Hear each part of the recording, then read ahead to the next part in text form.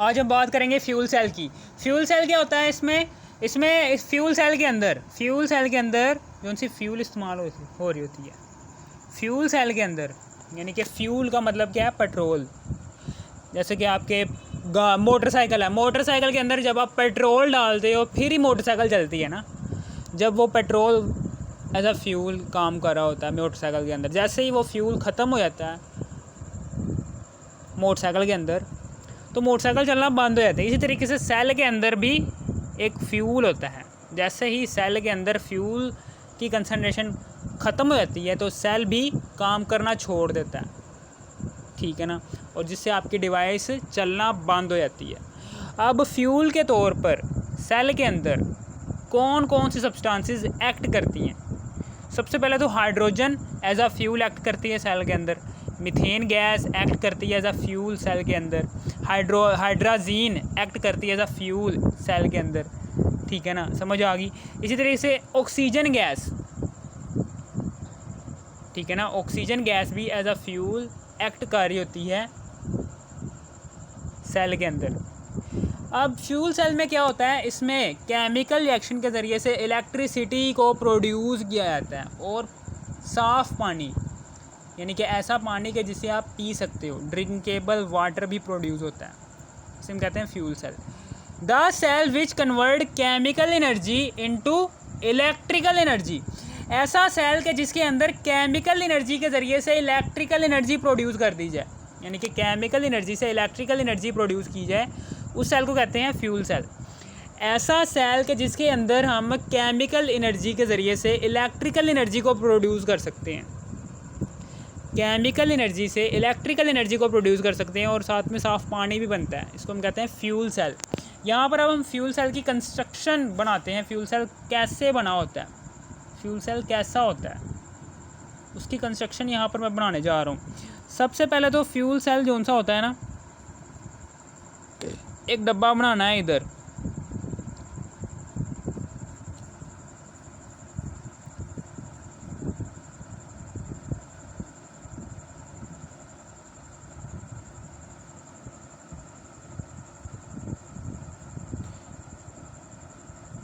एक डब्बा मैंने इस तरीके से बना दिया इधर, ऐसे करके एक डब्बा मैंने ऐसे करके बना दिया इधर।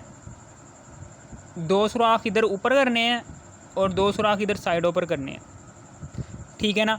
यहाँ पर कौन सी गैस बाहर निकलेगी? ये दो सुराख मैंने यहाँ पर बना दिए ऐसे करके ये वाले भी सुराख मैंने बना दिए इधर, और ये वाला भी सुराख मैंने इधर बना दिया, ठीक है ना। यहाँ से आप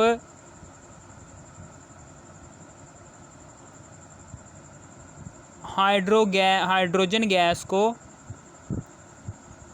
एंटर करवाते हो, और यहाँ से आप ऑक्सीजन गैस को एंटर करवाते हो यहाँ से, और यहाँ से एक्सेस ऑक्सीजन गैस निकलती है। यहाँ से जो सी इजाफी ऑक्सीजन गैस है जो हमें नहीं चाहिए, एक्सेस ऑक्सीजन गैस यहाँ से बाहर निकल जाती है। इसी तरीके से यहाँ से एक्सेस हाइड्रोजन गैस भी बाहर निकल जाती है। कौन सी? एक्सेस हाइड्रोजन गैस, यानी कि जो सी गैर ज़रूरी गैस है ना हाइड्रोजन की, वो यहाँ से बाहर निकल जाती है, ठीक है ना, और तो कुछ नहीं है। और यहाँ पर दो इलेक्ट्रोड्स हैं,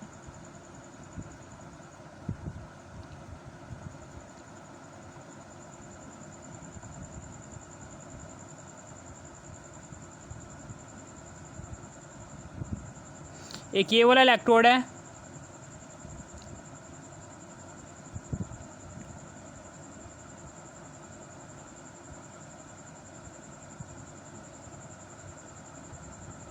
एक ये वाला इलेक्ट्रोड है। दो इलेक्ट्रोड हैं यहाँ पर।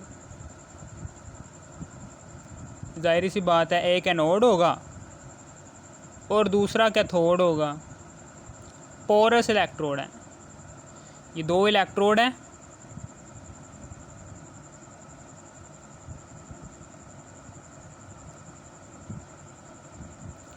ये दो इलेक्ट्रोड हैं, ये दो क्या हैं? ये दो इलेक्ट्रोड हैं, और ये पोरस कार्बन से मिलकर बने हैं। किससे बने हैं? पोरस का मतलब है सुराखदार कार्बन। पोरस कार्बन, इसमें सुराख हैं छोटे छोटे, इन इलेक्ट्रोड्स में छोटे छोटे से सुराख हैं। फॉर एग्जांपल ये हैं छोटे छोटे से सुराख, ठीक है ना, छोटे छोटे से सुराख है, बिल्कुल छोटे छोटे से हैं। ये तो काफ़ी बड़े बड़े हो गए हैं, बिल्कुल स्मॉल स्मॉल से सुराख हैं इसके इलेक्ट्रोड के ऊपर, बिल्कुल स्मॉल स्मॉल से सुराख हैं, ठीक है ना, जहाँ से इलेक्ट्रोलाइट के आयंस पास थ्रू हो सकें, इतने छोटे सुराख हैं। पोरस कार्बन का बना हुआ इलेक्ट्रोड है, कार्बन का बना, यानी कि इलेक्ट्रोड जो है ये दो इलेक्ट्रोड कार्बन के बने हुए हैं, और उस कार्बन में ये दोनों के दोनों इलेक्ट्रोड्स कार्बन के बने हुए हैं, और उस कार्बन के अंदर छोटे छोटे से सुराख हैं, ठीक है ना। इन दो इलेक्ट्रोड्स जो हैं ये कार्बन के बने हुए हैं, और उन कार्बन के अंदर छोटे छोटे सुराख मौजूद है। अब उसके बाद, ठीक है ना, यहाँ पर प्लाटिनम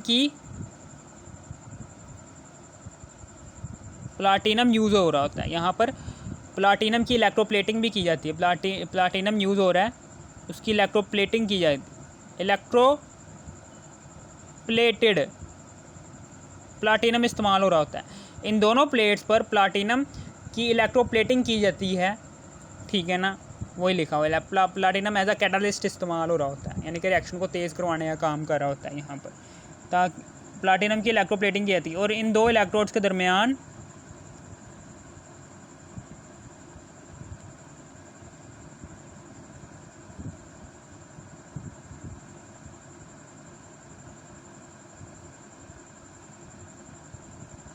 यहाँ पर करके KOH मौजूद है। ये क्या है?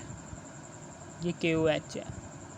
KOH आयंस की शक्ल में मौजूद है यहाँ पर जो सा पोटाशियम हाइड्रोक्साइड है वो इस तरह से आयंस की शक्ल में मौजूद है। पोटाशियम के आयंस हैं प्लस हाइड्रोक्सल के आयंस हैं, ठीक है ना, समझ आ गई आपको, ठीक है। फॉर एग्ज़ाम्पल ये है जी एनोड है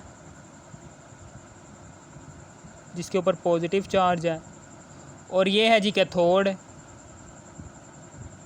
कि जिसके ऊपर नेगेटिव चार्ज है। और एनोड के ऊपर हमेशा ऑक्सीडेशन होती है, कैथोड के ऊपर हमेशा रिडक्शन होती है। अब यहाँ पर इसकी कंस्ट्रक्शन यहाँ पर मैं लिखने जा रहा हूँ, सारी की सारी यहाँ पर मैं कंस्ट्रक्शन लिखूँगा, ठीक है ना। 2 electrodes made up of porous carbon, 2 electrode हैं जो कार्बन के बने हुए हैं, ठीक है ना, और उनमें छोटे छोटे सुराख हैं। Platinum is used as catalyst, और इन दो इलेक्ट्रोड्स के ऊपर प्लाटिनम की इलेक्ट्रोप्लेटिंग की गई है। और प्लाटिनम का चढ़ाने का मकसद क्या है कि प्लाटिनम क्या करता है, वो रिएक्शन को तेज़ करवाने का काम करता है। KOH is used as an electrolyte, यहाँ पर पोटाशियम हाइड्रोक्साइड जो है वो इलेक्ट्रोलाइट के तौर पर एक्ट कर रहा होता है।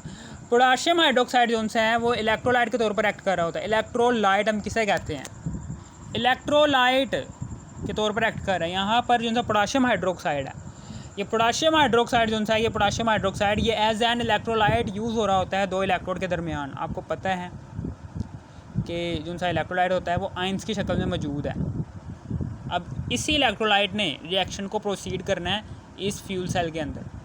हमेशा याद रखना कि सेल हो, बैटरी हो, आप कैसे बना सकते हैं। सबसे पहले तो वहाँ पर एनोड होना चाहिए, दूसरे नंबर पर कैथोड होना चाहिए, और तीसरे नंबर पर बहुत इंपॉर्टेंट चीज़ इलेक्ट्रोलाइट मौजूद होना चाहिए। अगर इलेक्ट्रोलाइट नहीं है तो रिएक्शन नहीं होगा, जब रिएक्शन नहीं होगा तो इलेक्ट्रिसिटी प्रोड्यूस नहीं होगी, जब इलेक्ट्रिसिटी प्रोड्यूस नहीं होगी तो समझ लेना आपका सेल जो है वो चलेगा ही नहीं, बेकार है। किसी भी डिवाइस में लगाओगे वो सेल, वो डिवाइस भी नहीं चलेगी, ना ही सेल जो है वो आपको आउटपुट नहीं देगा। जब आउटपुट नहीं मिलेगी तो वो सेल डिवाइस भी नहीं चल सकती, तो सेल क्या बेकार ही है। इलेक्ट्रोलाइट के बिना सेल बेकार है। इलेक्ट्रोलाइट बहुत इंपॉर्टेंट चीज़ है। KOH is used as an electrolyte. अब उसके बाद रिडक्शन एट एनोड, एनोड पर हमेशा रिडक्शन होती है। At anode always reduction oxidation take place, anode के ऊपर हमेशा ऑक्सीडेशन होती है। यह एनोड है, एनोड के ऊपर ऑक्सीडेशन होती है। कैसे याद रख सकते हैं ऐसे? एनोड वर्ड में जो उनका पहला लेटर ए है ये कुछ ना कुछ ओ की तरह का लग रहा है ना, लग रहा है ओ की तरह, ये कुछ ना कुछ ओ की तरह का लग रहा है। तो ओ सेज फॉर ऑक्सीडेशन, यानी कि एनोड पर ऑक्सीडेशन होगी और कैथोड पर रिडक्शन होगी। रिएक्शन एट एनोड, एनोड पर रिएक्शन जो कौन सा होगा? At anode always oxidation take place, anode पर हमेशा ऑक्सीडेशन होगी। Here oxidation of hydrogen gas is take place. यहाँ पर जो से हाइड्रोक्सल के आइंस होंगे ना, ये हाइड्रोक्सल के आइन है, के प्लस के आइन जो उनसे होंगे, जाहिर सी बात है कैथोड पर के प्लस के आइंस जाएंगे और हाइड्रोक्सल के आइंस एनोड की तरफ जाएंगे, क्योंकि एनोड के ऊपर पॉजिटिव चार्ज है, तो ये नेगेटिव आइंस को अपनी तरफ अट्रैक्ट करेगा। तो ये नेगेटिव आइंस क्या करेंगे, इन छोटे छोटे सुराखों से पास थ्रू होने के बाद इस हाइड्रोजन गैस के साथ, यहाँ पर हाइड्रोजन गैस के मॉलिक्यूल्स प्रेजेंट है, उसके साथ रिएक्शन कर लेंगे। अब इस रिएक्शन को तेज़ करवाने का काम क्या कौन करता है, platinum. Platinum as a catalyst use हो रहा होता है हाइड्रोक्सल और H2 के रिएक्शन के दौरान। ठीक है ना। रिएक्शन कैसे होता है, ऐसे होता है कि ठीक है ना, यहाँ पर हाइड्रोजन के आइंस हैं, हाइड्रोजन के मॉलिक्यूल्स, जैसे ही हाइड्रोक्सल ग्रुप के साथ हाइड्रोक्सल आइन जो सा है, जैसे ही पोरस यानी कि सुराखदार कैथोड एनोड में से पास थ्रू होने के बाद यहाँ पर हाइड्रोजन से रिएक्ट करने आता है, तो जैसे ये रिएक्ट करना शुरू कर देता है तो यहाँ पर क्या होता है, यहाँ पर दो वाटर के मॉलिक्यूल बनते हैं और 2 इलेक्ट्रॉन यहाँ से खारिज होते हैं।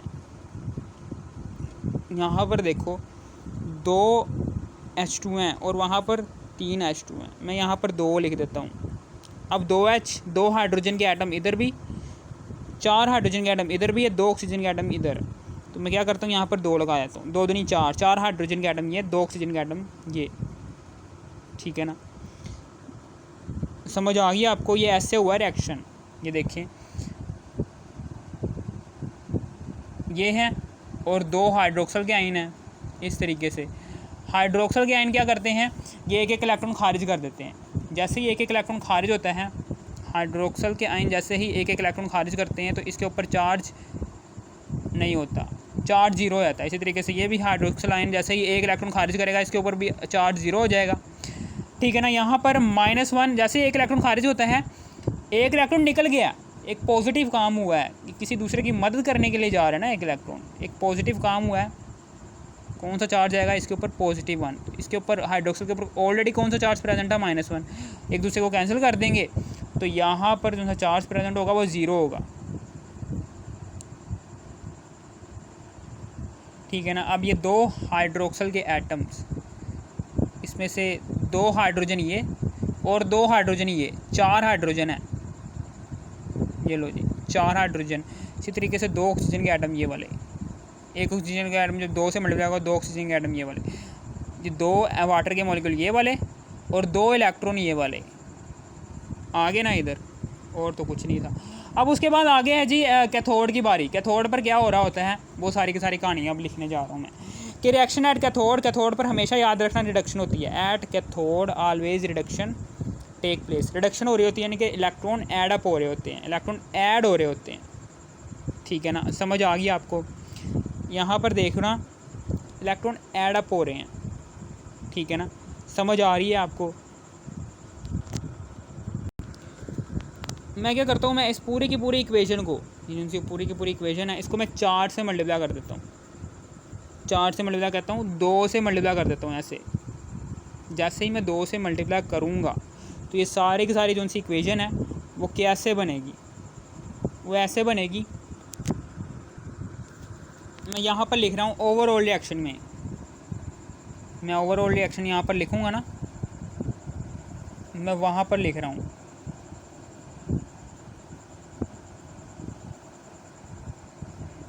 ओवरऑल रिएक्शन में, यहाँ पर मैं लिखना जा रहा हूँ ओवरऑल रिएक्शन।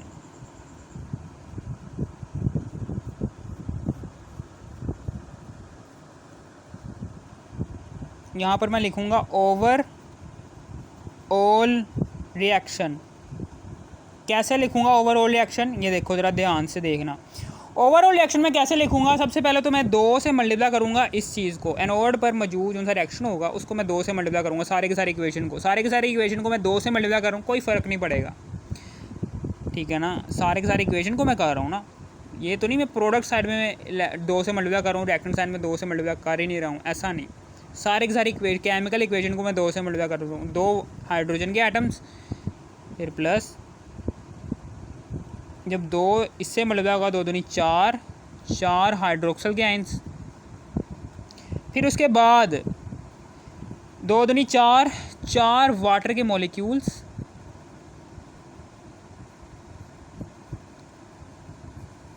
फिर प्लस 4 इलेक्ट्रॉन। ठीक है ना, मैं 2 से मल्टीप्लाई क्यों किया है अभी पता चल जाएगा। ठीक है ना, समझ आ गई। यहाँ पर क्या होता है, यहाँ पर ऑक्सीजन है, ये ऑक्सीजन जो सी होती है, जो सी ऑक्सीजन यहाँ पर मौजूद है ना, यहाँ पर जो सी ऑक्सीजन मौजूद है, ये ऑक्सीजन गैस का रिएक्शन, ऑक्सीजन गैस की रिडक्शन होती है। यहाँ पर ऑक्सीजन गैस की रिडक्शन होती है in the presence of 2 water के मॉलिक्यूल्स की प्रेजेंट के दरमियान, 2 वाटर के मॉलिक्यूल्स की मौजूदगी में ऑक्सीजन की रिडक्शन होने जा रही है। यानी कि जो से 4 इलेक्ट्रॉन ये वाले हैं ना, ये 4 इलेक्ट्रॉन यहाँ पर ऐड अप होंगे।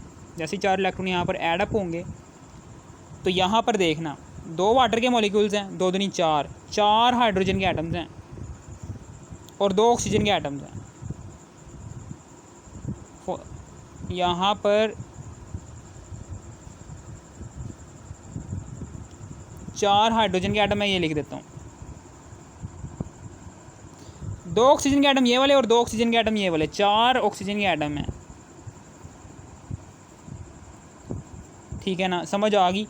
और यहाँ पर अभी कोई चार्ज नहीं है, जैसे ही 1 इलेक्ट्रॉन यहाँ पर ऐड अप होगा, 4 इलेक्ट्रॉन ऐड हो रहे हैं तो हर एक हाइड्रोक्सल ग्रुप 1-1 इलेक्ट्रॉन हासिल करेगा। कैसे हासिल करेगा, देखो हाइड्रोक्सल ग्रुप जैसे ही 1 इलेक्ट्रॉन को हासिल करेगा तो इसके ऊपर पहले चार्ज कौन सा था, कोई भी नहीं था। जैसे इसने 1 इलेक्ट्रॉन हासिल किया तो अब इसके ऊपर कौन सा चार्ज आ जाएगा, नेगेटिव चार्ज आ गया, क्योंकि अब इसने 1 इलेक्ट्रॉन लिया, एक नेगेटिव काम किया, उधार लिया ना इसने 1 इलेक्ट्रॉन। जैसे ही हाइड्रोक्सल का ग्रुप 1 इलेक्ट्रॉन को उधार लेगा, उधार लिया, एक नेगेटिव काम किया है, उधार मांगना, भीख मांगी है इसने, 1 इलेक्ट्रॉन दे दो मुझे, नेगेटिव काम किया। हाइड्रोक्सल ने नेगेटिव काम किया, और कितना नेगेटिव काम किया, एक दफ़ा किया तो -1 चार्ज आ गया। इसी तरीके से हर एक हाइड्रोक्सल ग्रुप के ऊपर कौन सा चार्ज आएगा, नेगेटिव। और 4 हाइड्रोक्सल आयन के ऊपर चार्ज है, 4 हाइड्रोक्सल के आयन है ना, 4 हाइड्रोक्सल के आयन के ऊपर कौन सा चार्ज है, नेगेटिव वाला, लिख दिया। अब हम क्या करेंगे, अब हम उसके बाद क्या करेंगे, यहाँ पर ओवरऑल रिएक्शन लिखने जा रहा हूँ मैं। ओवरऑल रिएक्शन में कैसे लिखेंगे, ऐसे लिखेंगे कि यहाँ पर ये जो सा रिएक्शन है ना, रिएक्शन एट कैथोड, वो ये वाला हो रहा है। तो ऑक्सीजन प्लस 2 वाटर के मॉलिक्यूल्स जैसे रिएक्ट करेंगे 4 इलेक्ट्रॉन के साथ, तो यहाँ पर बन जाएगा 4 हाइड्रोक्सल के आयंस। मैंने ऊपर ये 2 से मल्टीप्लाई इसलिए की था क्योंकि यहाँ पर 2 हाइड्रोक्सल के आयंस थे और यहाँ पर 4 हाइड्रोक्सल के आयंस थे। जैसे मैंने 2 से मल्टीप्लाई किया तो अब यहाँ पर 2 हाइड्रोक्सल के आयंस की जगह यहाँ पर हो गए 4 हाइड्रोक्सल के आयंस। तब ये 4 हाइड्रोक्सल के आयंस आराम से कट सकते हैं इससे, इसलिए ये 4 मैंने यहाँ पर 2 से मल्टीप्लाई किया, 4 इलेक्ट्रॉन इससे कैंसिल हो गए। ठीक है ना। अब उसके बाद नीचे ओवरऑल रिएक्शन में लिख देता हूँ क्या आंसर आएगा 2 हाइड्रोजन के मॉलिक्यूल्स प्लस ऑक्सीजन का 1 मॉलिक्यूल, फिर प्लस 2 वाटर के मॉलिक्यूल्स, और फिर उसके बाद आगे है 4 वाटर के मॉलिक्यूल्स, ये आ गया। ठीक है ना। अब हमेशा याद रखना कि यहाँ पर अब मैं बात करने जा रहा हूँ, अब यहाँ पर देखो, यहाँ पर 2 वाटर के मॉलिक्यूल्स हैं, 2 दूनी 4, 4 हाइड्रोजन, ये यहाँ पर देखो रिएक्टेंट वाली साइड पर 2 वाटर के मॉलिक्यूल्स मौजूद हैं, लेकिन प्रोडक्ट वाली साइड पर 4 वाटर के मॉलिक्यूल्स बन रहे हैं। मैं क्या करता हूँ, मैं यहाँ पर इस 2 वाटर के मॉलिक्यूल्स को मिटाकर वाटर वाली साइड पर, प्रोडक्ट वाली साइड पर लिख देता हूँ 2 और 4 वाटर के मॉलिक्यूल्स यहाँ पर मैं मिटाकर 2 वाटर के मॉलिक्यूल्स यहाँ पर लिख देता हूँ। ठीक है ना। अब रिएक्शन जो सा होगा वो स्मॉल हो गया, हमने रिएक्शन पहले बड़ा था, आप इस रिएक्शन को इस तरह भी लिख सकते हैं, ये नहीं कि यस मैंने सही नहीं लिखा, ये भी सही है, ये भी सही है, लेकिन यहाँ पर मैंने क्या किया है, मैंने 2 हाइड्रोजन के मॉलिक्यूल्स और 1 ऑक्सीजन के मॉलिक्यूल ने जब रिएक्ट किया तो 2 वाटर के मॉलिक्यूल बन गए। मैंने आपकी आसानी के लिए, समझने के लिए, रिएक्शन को समझने के लिए, काम ऊपर भी यही हो रहा है, नीचे भी यही हो रहा है। वाटर के मॉलिक्यूल्स ही बनेंगे, दोनों में वाटर के मॉलिक्यूल्स बन रहे हैं और ये बिल्कुल साफ़ पानी है, पीने के काबिल है और इलेक्ट्रिसिटी भी प्रोड्यूस होगी। और जो सी इलेक्ट्रिसिटी होगी वो आपका जो सा डिवाइस है वो चलाएगी, उसे डिवाइस को चलाएगी। जो सी भी आप डिवाइस में इस सेल को इस्तेमाल कर रहे हो ना, फ्यूल सेल को, जो सी भी डिवाइस है इस फ्यूल सेल को उसमें डाल रहे हो और उस डिवाइस को चलाने की कोशिश कर रहे हो, तो वो डिवाइस भी चलेगी ड्यू टू द इलेक्ट्रिसिटी भी प्रोड्यूस होगी और वाटर के मॉलिक्यूल्स भी प्रेजेंट होंगे। और वाटर के मॉलिक्यूल्स जो उनसे उस डिवाइस के अंदर मौजूद होंगे during reaction in fuel cell. Fuel cell में रिएक्शन की वजह से जो उनसे वाटर के मॉलिक्यूल्स प्रोड्यूस हो रहे हैं उस डिवाइस के अंदर, वो पीने के काबिल हैं और इलेक्ट्रिसिटी भी प्रोड्यूस हो रही है और वो उस डिवाइस को रन करेगी जो उनसे भी आप डिवाइस चला रहे हैं इस फ्यूल सेल के थ्रू। हमेशा याद रखना कि इस एफिशिएंसी, यानी कि इसकी एफिशिएंसी, इस सेल की एफिशिएंसी जो सी है, जो सा भी आप इंजन चला रहे हैं, यहाँ पर अब हम क्या करेंगे, इधर ये अब इसका यहाँ पर यूज़ लिखेंगे। यहाँ पर अब हम क्या करने जा रहे हैं, इधर अब हम क्या करने जा रहे हैं, एक और मैं बात करने जा रहा हूँ। इधर क्या नाम था उसका, एफिशिएंसी की बात करने जा रहा था मैं। इधर एफिशिएंसी, इस सेल की एफिशिएंसी कितनी होगी, इस सेल की एफिशिएंसी, फ्यूल सेल की एफिशिएंसी होती है 75% तक, यानी कि 75%, ये 100% में से 75% तक बिल्कुल ठीक काम कर रहा होता है। ये बहुत ज़्यादा एफिशिएंसी है फ्यूल सेल की किसी भी डिवाइस को चलाने के लिए। जबकि डीजल इंजन की, जो सा डीजल इंजन है, डीजल इंजन में की एफिशिएंसी सिर्फ और सिर्फ 40% होती है। यानी कि इतनी कम एफिशिएंसी से ये डीजल इंजन अपने आप को चला रहा होता है। लेकिन फ्यूल सेल से जोन सी भी डिवाइस चल रही होगी, ठीक है ना, उसकी एफिशिएंसी 75% है, यानी कि बहुत ही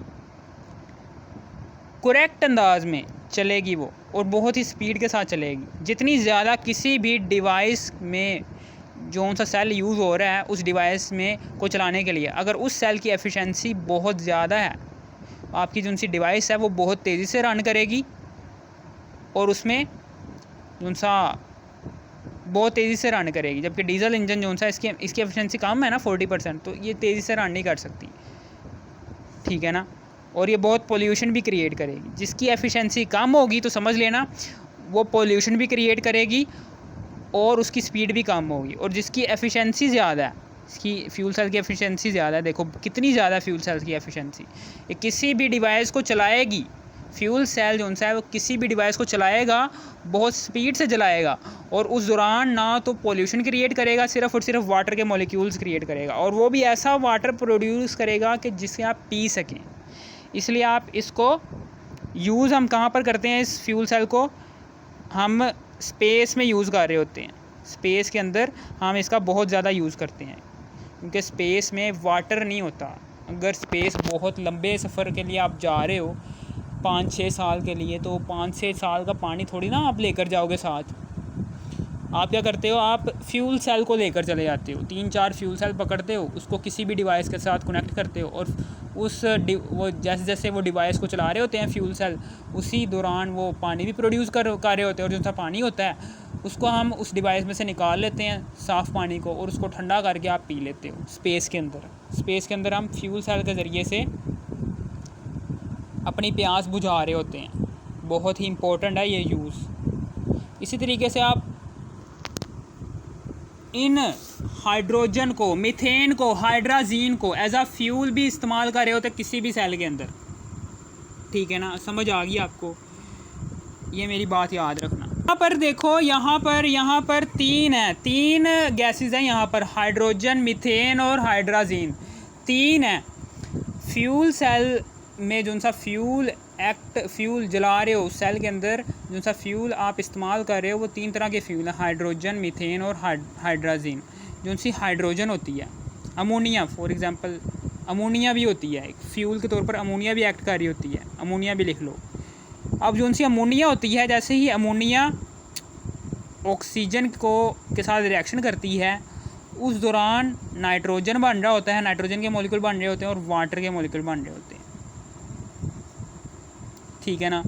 इसको बैलेंस करके लिख देता हूँ, यहाँ पर मैं लिख देता हूँ 3/2, 2 से कैंसिल, 3 ऑक्सीजन के एटम्स हैं, तो यहाँ पर भी मैं 3 लगा देता हूँ, 3 ऑक्सीजन के एटम इधर भी, 3 दूनी 6 हाइड्रोजन के एटम इधर हैं, तो यहाँ पर मैं 2 लगा देता हूँ, 2 3 6 हाइड्रोजन के एटम इधर भी, 2 नाइट्रोजन के एटम इधर हैं, 2 नाइट्रोजन के एटम, इस तरह से बैलेंस होगी ये इक्वेशन। इसी तरीके से हाइड्राजीन है, हाइड्राजीन को भी हम फ्यूल के तौर पर एक्ट करते हैं। हाइड्राजीन, जब आपको पता है कि फ्यूल सेल में ऑक्सीजन गैस मौजूद होती है, अब क्या होता है यहाँ पर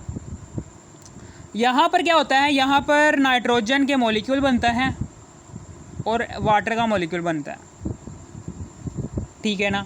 यहाँ पर कितने वाटर के मॉलिक्यूल हैं, यहाँ पर 4 हाइड्रोजन के एटम्स हैं और उधर 2 हैं, तो यहाँ पर मैं 2 लगा देता हूँ, 2 दूनी 4 हाइड्रोजन के एटम इधर भी, 4 हाइड्रोजन के एटम इधर भी, 2 नाइट्रोजन के एटम इधर, 2 नाइट्रोजन के एटम इधर, 2 ऑक्सीजन के एटम इधर और 2 ही ऑक्सीजन, 1 ऑक्सीजन के एटम 2 से मल्टीप्लाई होगा, 2 ऑक्सीजन के एटम इधर भी।